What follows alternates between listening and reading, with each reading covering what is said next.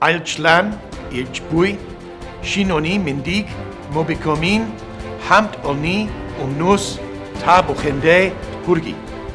2015 он Mobicom-ийн хувьд амжилт бүтээлээр дүүрэн жил байлаа.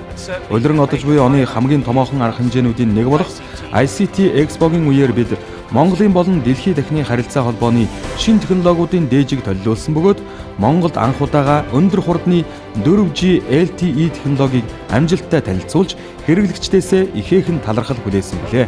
Mobicom түнш байгууллагуудтайгаа хамтран 4G LTE технологиг хэрэглэгчдэд хүргэх амлалтаа биелүүлэхээр ажиллаж байна. Бид төр засгийн байгууллагуудтайгаа хамтран 2016 онд 4G сүлжээний бааз станцуудыг Улаанбаатар хотод суурилуулахаар бэлтгэл ажлаа хийгээд байна.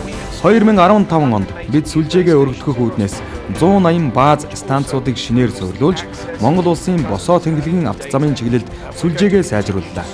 Mobicom корпорац 2016 онд харилцаа холбооны салбарт олон 10 тэрбум төгрөгийн хөрөнгө оруулалт хийж хэрэглэгчдэд илүү чанартай үйлчлэгийг хүргэж хөгжлийг хурдасгах ажилд өөрсдийн хувь нэмрээ орууллаа.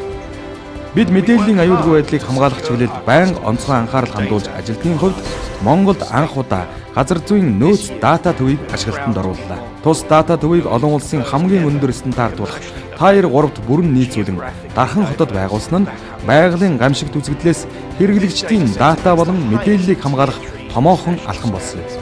Mobicom корпорац компанийн нийгмийн хариуцлагаараа мандайлагч байж ард иргэд өрх гэр бүлд хүрч ажиллахыг эрмэлздэг.